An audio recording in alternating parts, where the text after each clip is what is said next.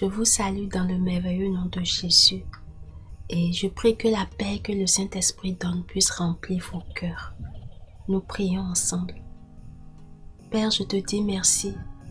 Merci pour ta parole qui est comme une lampe à nos pieds, une lumière sur notre sentier.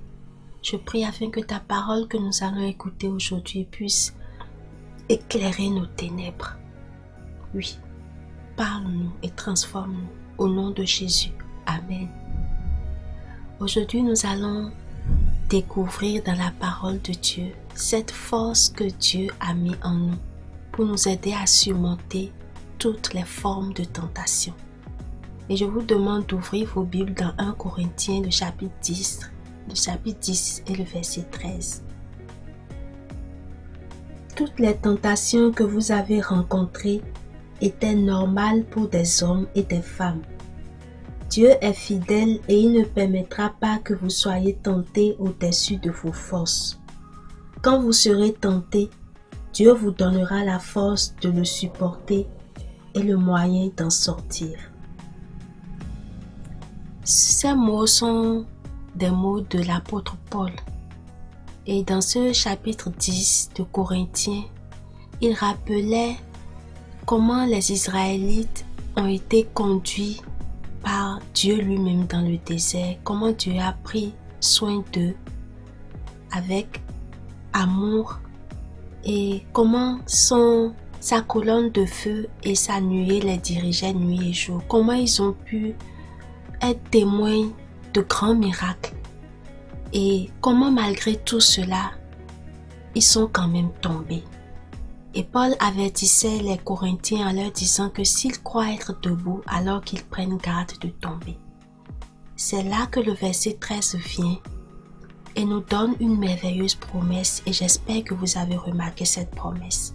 Cette promesse nous dit que lorsque la tentation va venir, le Seigneur va nous donner le moyen d'en sortir. Mais quel est ce moyen-là?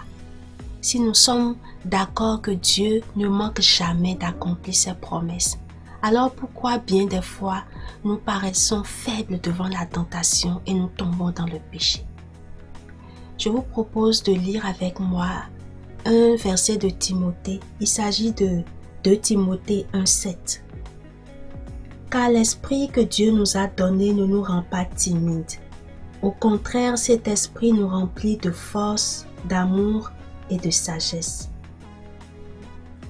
Vous savez, des fois, nous tombons facilement dans la tentation parce que nous ne savons pas que le Saint-Esprit qui est en nous est capable de nous aider. Ce verset nous donne quelques caractéristiques, quelques attributs de l'Esprit que Dieu nous a donné. Et il nous dit que nous avons reçu un esprit de force, de sagesse. D'autres versions comme celle qu'on a lue là nous parlent de maîtrise de soi. Alors je voudrais te dire aujourd'hui que tu n'as pas reçu un esprit de peur, un esprit qui te fait voir le péché comme une fatalité. Quelles que soient les luttes que tu es en train de mener et quels que soient les échecs que tu as pu connaître par le passé, je voudrais t'inviter à t'accrocher à cette vérité biblique-là. L'esprit que Dieu t'a donné est un esprit qui te rend fort et qui te donne de te maîtriser. Quelle que soit la forme de la tentation, si tu collabores avec le Saint-Esprit, tu peux y arriver. Mais pourquoi alors des fois, ça ne marche pas et nous retombons dans les mêmes péchés? Je vous invite à lire ces mots de Jésus que nous pouvons trouver dans les évangiles. Il s'agit de Matthieu 26, verset 41. Et ces mots expliquent pourquoi, quelle que soit notre bonne disposition, bien des fois, nous n'arrivons pas à surmonter les tentations. Veillez et priez pour ne pas céder à la tentation. L'esprit de l'homme est plein de bonne volonté, mais la nature humaine est bien faible. Celui qui a vraiment reçu Christ et qui marche quotidiennement avec lui a envie et a toute la bonne volonté qu'il faut pour mener une vie juste. Il veut faire plaisir à son Dieu. Mais bien des fois, comme je l'ai dit, nous tombons et nous nous relevons. Parce que notre chair est là. Et notre chair est là qui nous attire vers le péché. Et nous sommes constamment en train de lutter. Mais laissez-moi vous dire que Jésus-Christ nous donne ici un secret pour que nous puissions demeurer fermes devant toutes les tentatives de la chair pour nous maintenir dans le mal. Et ce secret, laissez-moi vous dire, c'est la prière. C'est la prière qui nous donne de rentrer dans une certaine dynamique avec le Saint-Esprit. C'est avec la prière que nous nous connectons à notre Dieu. Et lorsque nous sommes vraiment connectés à cette source de grâce, cette source de puissance, nous pouvons tenir ferme. C'est grâce à la prière en tout temps, à chaque instant, que nous pouvons armer notre esprit pour qu'il résiste aux désirs charnels qui sont en nous. Mais ce n'est pas tout. Et je vous invite à lire avec moi 2 Corinthiens 10, le verset 4.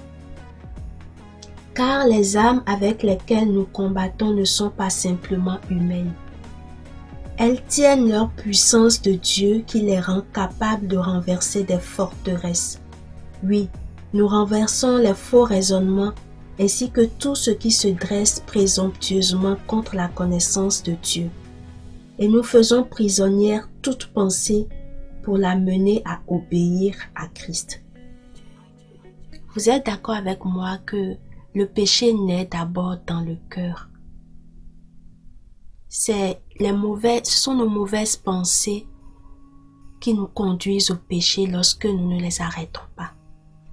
Et la parole nous dit là que grâce aux armes spirituelles que le Seigneur nous a données, nous sommes capables d'amener toute pensée à obéir à Jésus. Nous sommes capables de soumettre toute pensée à l'autorité de Jésus-Christ. Je vous conseille de lire Éphésiens 6 pour découvrir, si vous ne le savez pas, toutes les armes que le Seigneur a mises à notre disposition pour nous aider à tenir ferme.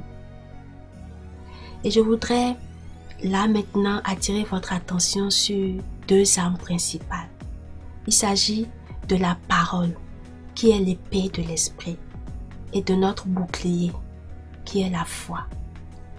Vous savez, lorsque nous ne nourrissons pas notre esprit avec la parole de Dieu, notre esprit est chétif et n'arrive pas à dominer la chair.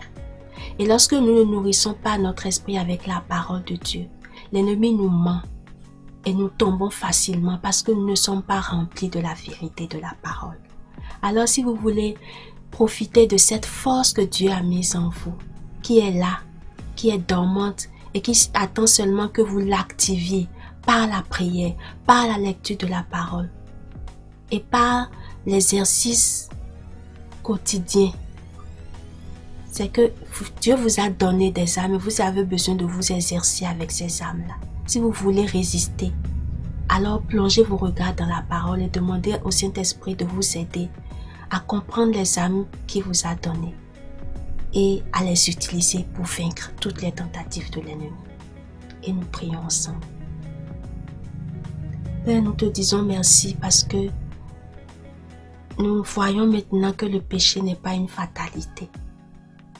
Et si nous sommes fidèles à toi, si nous venons quotidiennement à toi dans la prière et lorsque nous plongeons nos regards dans ta parole, toi tu actives la force que tu as mise en nous et elle nous rend capables de résister au péché.